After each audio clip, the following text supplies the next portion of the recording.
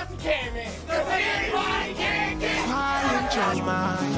Yeah. You're too busy worried about time, my boy, be patient. You gotta be patient. Yeah. Cause life don't always come at your speed. Yo. Doing this again. What up? Oh man, hold on. I gotta get the dust settled. You gotta make sure everything right. Gotta make sure it's working. Let me get me live on Instagram. Let's get it. Wow, whoa, what's wrong with the title, gang? What's wrong with the title? We're gonna do this, bro. I told y'all I wanted to kind of talk to y'all a little bit. Um, you know, I kind of wanted to go over some stuff that we do in training. This pretty much for me is basically how we train. That's the most important part for me. It's like how we train and what we training on. And I know I'll be getting a lot of questions from a lot of people. What? I'll be getting questions from a lot of people like, how do I work on this? How do I work on that? So I'm gonna kind of give y'all a little bit of scoop of what we was doing. So any tips on triggering a growth spurt or maximizing height during I have no idea, bro. I ain't gonna lie, I couldn't even lie to you and say I know how to do that. I don't know. I hit a growth spurt when I was like in 8th grade, and I hit another one when I was like in 10th grade. I have no idea. I would say probably just stretch or something like that. I have no clue. But I kind of want to go over this because in training, it's all about what you train on. That's the main thing. Like whatever you train on and what you rep in training or in pickup basketball.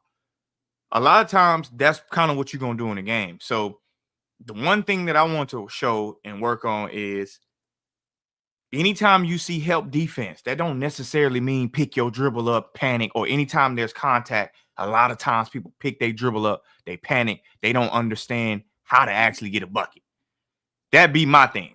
So I feel like I got to go over this. I feel like I got to talk about it because if you don't see it, you don't know, you keep doing the same thing, you're probably going to keep doing the same thing in the game, and then you're going to be frustrated. You ain't going to be able to get a bucket, or you don't know how you're going to get a bucket. So we're going to go over that. But for full context, right? Full context is, so basically, I got 2 college kids that, we work out pretty much every day, and there's different things that we work out on. One of the things that we was working on is recognizing help and knowing how to diagnose, okay, get a bucket in this area and not go towards the help. That's kind of one of the things that we was working on. And, it helps them out a lot because a lot of times you don't really recognize that you're doing it and you keep on doing it. So that's kind of a problem, but I want to kind of show it a little bit, and I'm gonna talk through it the whole time too. So I want y'all to let y'all know that. But this is just some things we work on. I've been seeing this a lot. The number one is diagnosing when it's help defense and when it's one-on-one coverage. So like help defender, like a help defender, for example, let's say Nehemiah driving, okay? You guard, right? And Nehemiah, you come this way. And let's say I'm guarding my man right here. So I was talking about like help defense and one-on-one coverage. That's the main thing. Like help defense during one-on-one coverage. So like right now, you got somebody on the ball and maybe you got somebody in the gap. That's pretty much what I'm talking about. Stunt, and you would probably think of your dribble and pass the ball. Right? That's what you usually have. Nah. Y'all let me know if y'all can hear the audio too. I kind of want to make sure y'all be able to hear the audio because sometimes the audio be tripping. If you can't hear the audio, let me know and I can fix it for you. Make sure we can hear the audio. All right, y'all let me know, gang. If y'all can't hear the audio, let me know. All right, I'm gonna keep going. I'll start over too. You said turn it up. Let me see if I can turn it up somehow. Hold on. Let me see if I can turn the audio up a little bit. If it's a little too low. Now, how do I do that? I have no clue. I guess I can figure it out.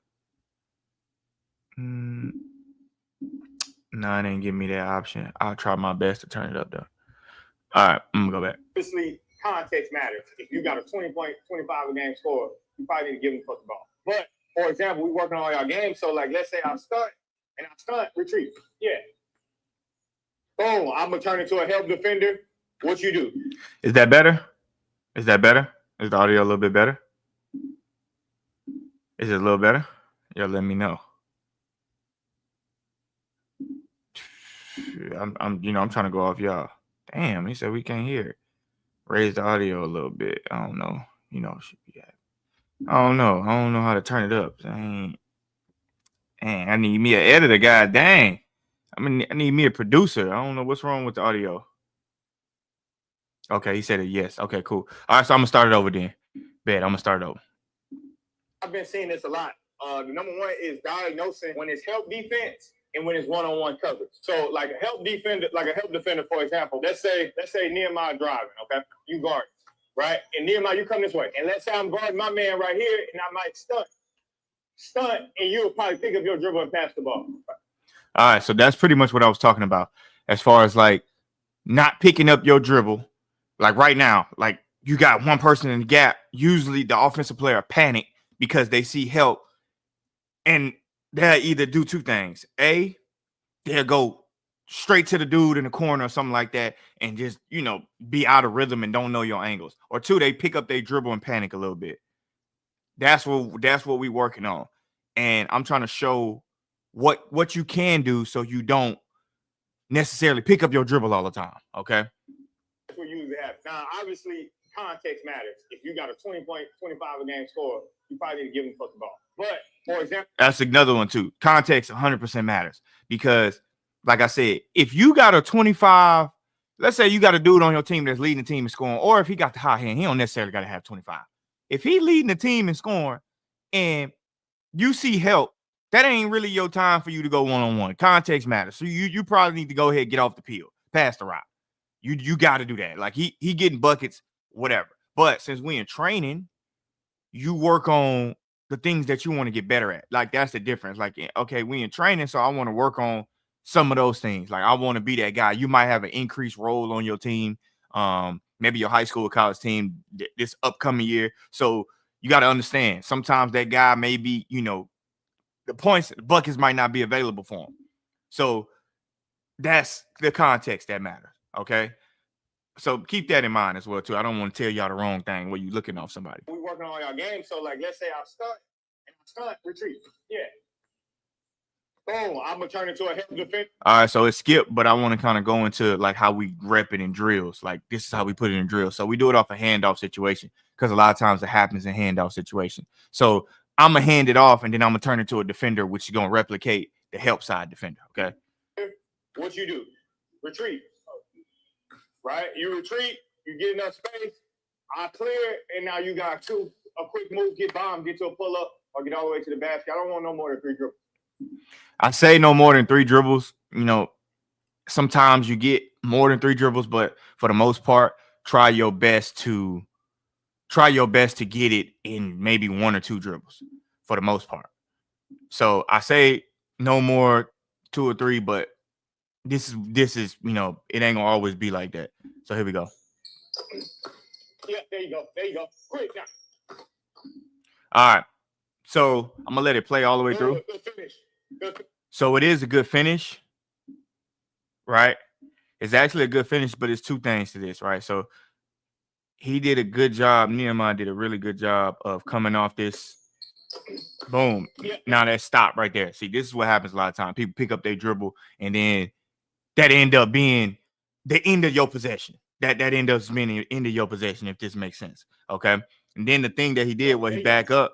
Now, this is kind of an issue, but not really because he made a counter. So right now, if I'm the help defender and he looking dead at me, you don't want to go that way. But he end up fixing it by when he go forward, right? He ends up bumping, going to the other side and finishing. Good finish. So that's kind of what make that a little bit better. If I'm helping this way, you might want to stay on that side. You know what I'm saying? Right. That's what I was saying. If I'm helping that way, stay on the other side. If that makes sense. Y'all let me know if all of this stuff makes sense. Like if you got a question, let me know. Because I can answer your question in real time. If that makes sense. What's up, Claire? I didn't know you was in the chat. My bad. I didn't know you was in here. But if you got a question in real time, kind of let me know so I can kind of answer for you. But that's the thing. Because you're going right back to the trap. Yep, there you go. Good, retreat. Come on. I'm tedious a little bit, but when I'm training, I want to look at certain things. Like obviously, basketball is using your imagination.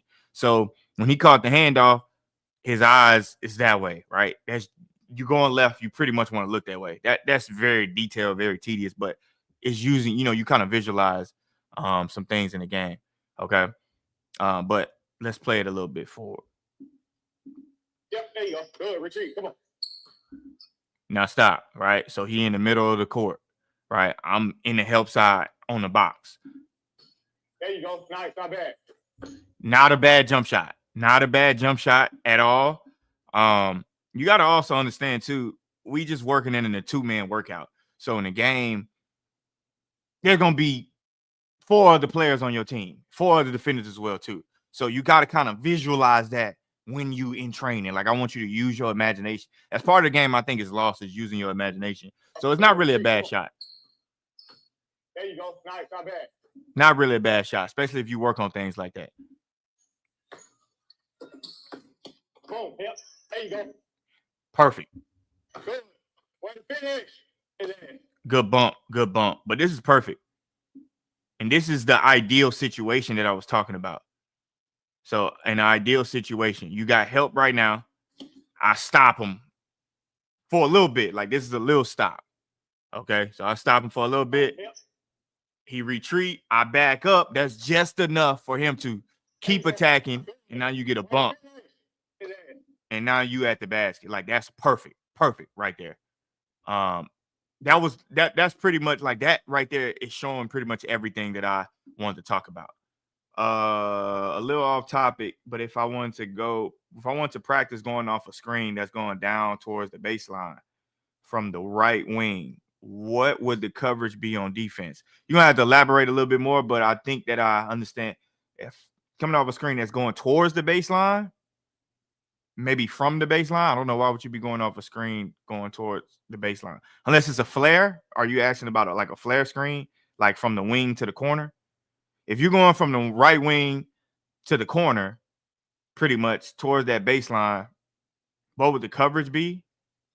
Probably would be a zone. It could probably be a zone or it could be high help. It sounds like you're talking about like a little either a hammer action or a flare. That's what it sounds like. I'm not sure. You're gonna have to kind of elaborate a little bit more. Make sure you let me know if that's what you was talking about. But all right, let's go over a little bit more too. There you go. Good. Nice. Good bucket. Not bad at all. This is a rhythm bucket too. I call this a rhythm bucket because this is now. Let's say you know how the defense is gonna guard you. They hedging on everything or they helping on everything. You know how they gonna guard you. So you just get to a little stop, relax. Nice. Good bucket.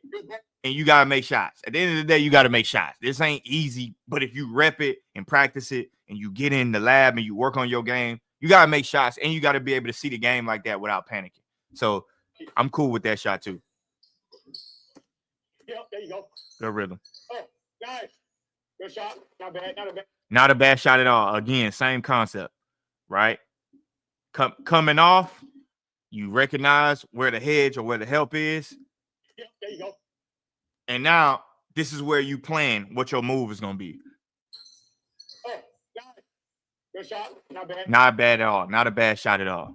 Not a bad shot. Try to stay middle though. So you come off because if I come off here, I see the help. Get back. I can work with all here. Over there, you're gonna run into the same problem. And when you try to get it, I'm the help. You trying to turn the corner on me? I stop you. Nah. So basically what I'm telling him is stay middle. Like don't come off and go the same way. Like don't go too far because you got to remember it's 4 other players on the court. That's what I'm telling him. Like you come off this handoff and I'm gonna rewind it so you can see it. Okay. Like I'm telling him stay in this angle, stay right there. Because like he came over here, you got to remember it's other people on the other side of the court. So you got to learn how to play off angles and the little tight spaces that you have. And you got to be very strategic and you got to be very, very sharp when it comes down to like picking your spots. But he didn't go too far over, but I was just, kind of keeping it in mind. Like it's 4 other players out here. So stay in the middle. Oh, nice. Good shot. Not bad. Not a bad shot. Try to stay middle though. So you come off because if I come off here, I see the help. Get back. I can work with all here. over there you're gonna run into the same problem. When you try to get it, I'm the help. You trying to turn the corner on me? I stop you. Now, you can try to turn, but when you stop and retreat, get back middle, know your angles, because you don't want to run into the same problem over there. You know what I'm saying? Like the help is done. And when I say the same problem on the other side, I'm talking about you're going to end up running into the same issue as far as like the help is going to be on that side. And now you got to do the exact same thing. And then you're going to end up holding the ball too long. And I don't want you to end up holding the ball too long because Lord knows when you hold the ball too long, everybody yell, pass the damn ball, pass the ball. You holding it too long. So it's like it's being strategic and picking your spots and picking the right angles. You don't want to go through the same motion the same exact time. There you go. There you go. Back in. Good floater. Same concept. I forgot to tell him. Well, I didn't really forget to tell him. I told him, but it's the same concept as far as like you don't want to come the same way. You want to strategize and make sure you're not coming the same way as the help. But this was something I really wanted to talk to him about. Hey, I don't want your floater to always be a fading floater though. Like use your athleticism. You too athletic to go fading floater. Like bro, you jump too high to not be able to jump up over the top of a Nehemiah and just stick that floater. Like jump. So this is what I was telling him about him not getting into a fading floater, right? So there's the contact, there's the bump, right? So we see this contact right here. It's a bump, and then he get to 2 feet, which is the correct finish. He got his elbow on, probably gonna get to the free throw line. But look how he shoot his floater, like he fade back. Now, what I'm telling him is, bro, you jump too high to shoot a fading floater. Like he doing windmills. I see him on that rim, back scratching, all of that. He can do all that. He don't need to be shooting no fade and floater. That's what I'm talking about when I say you don't need to shoot no fade and floater, especially if you can do a windmill. You can go one hand, you can go two hand, you can dunk with your left and right hand. I'm not necessarily saying go get a dunk right here, but I'm saying elevate up and get you a nice little floater off. Hey, I don't want your floater to always be a fading floater though. Like use your athleticism. You too athletic to go fading floater. Like bro, you jump too high to not be able to jump up over the top of a Nehemiah and just stick that floater like John Moran. I'm talking about that John Moran floater. Like John Moran is so good at jumping high and exploding and getting his floater up over anybody, whether you 7 foot, whether you 6'8", whatever. He jumps so high and he get that floater off. That's what I'm telling him. Like I seen him jump. I seen the things that he do. So I want him to be able to get up and get that floater off instead of just taking a bump and fading. And he lived too. Like he's not weak. He's strong. So he should be able to get that floater off. Don't fade just because he give you a bump. You still athletic. Oh, hey, good. Nice. Bro, that's tough right there. Now that's tough. Like I was telling him the other guard, I was telling Marcel, this is tough because this is a rhythm shot. And look, he do a way better job. Now he do a way better job of staying middle. Look, he stayed middle, and now you got the whole floor to work with. Like this is why it's so important to work on angles and scoring at angles and understanding where your coverage coming from. Like he stayed middle, relax, and now these shots we work on. We work on these shots. Good. And one. All right, I want y'all to tell me something. Do y'all think this is a foul? Right? I want y'all to tell me something. I'm going to slow it down too. I want you to know. Tell me, do you think this is a foul? Let me slow it down for you. Watch this. Do you think that's a foul? Just want to let y'all know. I want to see what y'all going to say. I'm going to keep it right here for a couple of seconds. I want to see if y'all think it's a foul. While I'm doing that, I'm going to go through some comments. Let me see. Do you think that's a foul? Somebody say in the game, yes. Nah, not really. Okay, let's see. In the game, yes. Nah, not really. Vail, what up? Y'all think that's a foul? Let me know if you think that's a foul. Yep, foul. He got him on a pump fake. Facts. He did. He did get him on that pump fake. Yeah, I think it's foul. For sure, it's foul. But I'm going to show it. So the reason why I'm showing this too, by the way, like I want to show this. All right, let me put it in regular speed.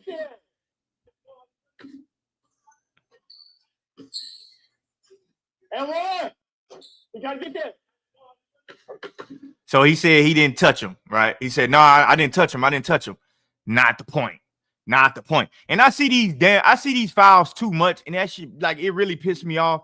Especially, it really pissed me off because it's like when I see it in the game, it's like, bro, I hate when players do that. Like, that's damn. You know why? You landed in his landing space. Look. See, that's what I'm saying. You landed in his landing space, but I'm gonna teach you. Now, you know, I'm a teacher, so I'm gonna teach you how to never get this call. Like, never get called for this type of foul. I'm gonna teach you. After he jumped, I'm gonna show you. You don't got to shoot the jump shot. I just want you to imitate it. He hit you with the pump fake. So, pump. You can't no longer contest in front of him no more. Just let him get it. Even if you do, like, act like you about to shoot, keep going. Don't stand there. So basically what I'm saying, I'm going to go back to the shot, okay? Let me go back so we can see it. Okay, so let's rewind. Let me go back. All right, so you get him on the pump fake. This is what I'm talking about, right? He going to shoot it. He got him on a pump fake, and then he going to stand right there. You already up in the air. Just keep going. You can't contest in front of him no more anyway. Just keep going so you don't make the contact when he lands. Because if you just stand right there and watch it, the referee gonna get you for a foul every single time. And I see that so often. I see that so often that it like bothers me because it's like, bro, why you did that? Why you did that? You know, and it's tedious. It's very tedious, but it's something you gotta work on. It's something you gotta be conscious about. But that's definitely a foul. Let's look at it again. Nehemiah gotta sit down. Hold on, let me go. I want to start from the top. Good. Nice. Good shot. That's a good shot. Good. Good pump. Definitely foul.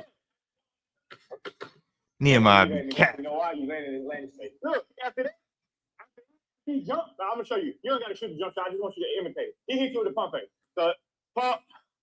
You can't no longer contest in front of him no more. Just let him get it. Even if you do, like, act like you about to shoot, keep going. Don't stand there. Just keep going so you don't hit his landing space. That foul to me, I see it too much and it's just dumb. Like, bro, you can't. Dumbass foul. Yep, good. Nice. Good. Got him with another pump fake, but that was a hell of a bump, though. And let's look at the read again. Yep. Exactly. You see his head right there? So as soon as I back up, good. Now this is your time to go. Don't pick your dribble up. When you get that bump, nice bump. Good. Nice bump.